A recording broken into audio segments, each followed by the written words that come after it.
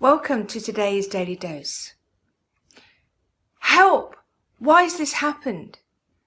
That was the cry of the people of God, who for 7 years had been under the oppressive regime of the Midianites. All that they had been plundered, and now they were crying out to God, "Help! Help!" So God, as he always did, heard the cry of his people, and as he always does now, hears our cry.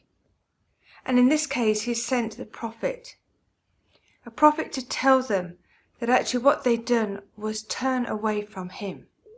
Yet again, they had turned to idols. But God in his mercy sent an angel to a guy called Gideon. And Gideon himself was asking, what's going on? What's happening? But his question to God was more of, why have you sent an angel to me? And he said to the angel, but why are you saying that I have God's favour?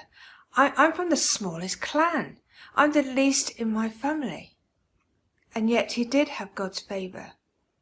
And I believe that's because what we see in Gideon is someone who actually was still a worshipper.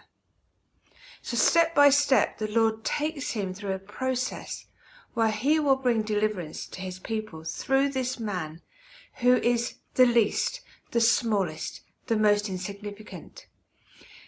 And the first thing that Gideon does in response to the angel coming to him is offer a sacrifice.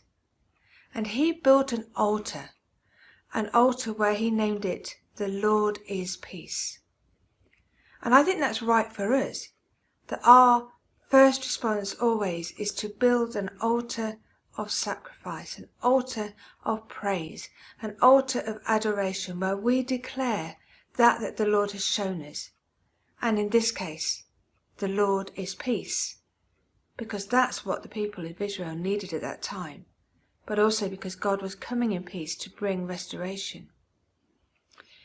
But I want to note that it wasn't just that Gideon needed to do.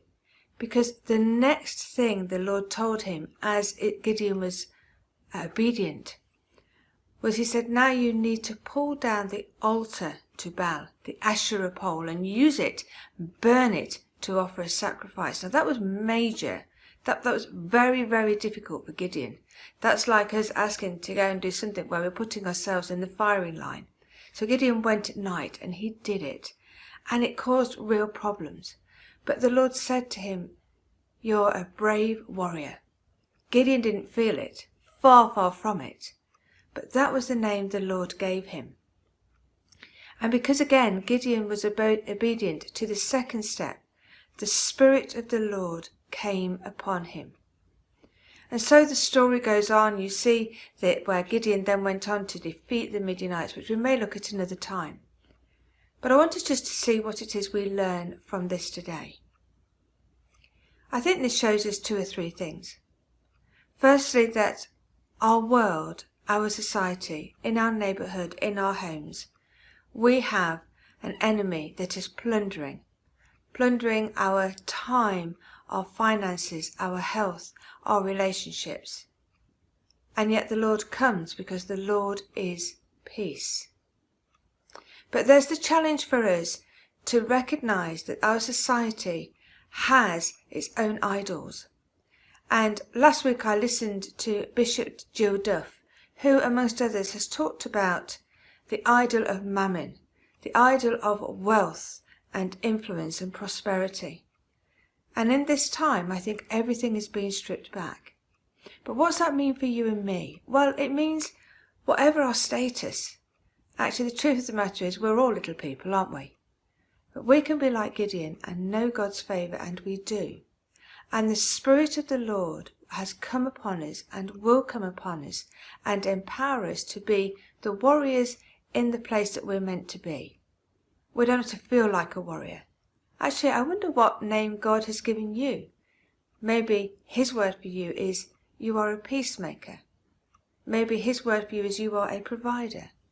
I don't know, but maybe ask the Lord, actually, Lord, if you sent an angel to me now, what would you call me? The challenge for us, though, is to begin with ourselves in that place of sacrifice and recognize where we need to repent of giving ourselves over to the idol of mammon, the idol of wealth, and putting our trust in that. And our challenge then is to be God's light in the world and say, okay, Lord, where there are idols, what are you asking me to do in order for people to come to know you as the Lord of peace? Lord, give me courage in this time.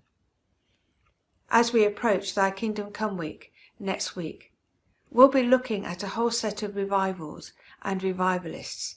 And in that time we will want to look and encourage us all to be seeking God for revival again. Because that's what happened through Gideon here. God restored his people. We need that too, don't we? So I encourage you to begin to pray into this. Seek God. What do you call me? Repent, sacrifice, build an altar of praise, that the Lord's favour may rest on you, as you are one of those people that he will use to rebuild the society that he has called us to be, a people who love him and follow him. Have a blessed day. But before we go, let me pray. Lord, thank you for this wonderful story of Gideon in Judges 6 and 7, where we just see a man who just recognised how small he was and yet how great you are.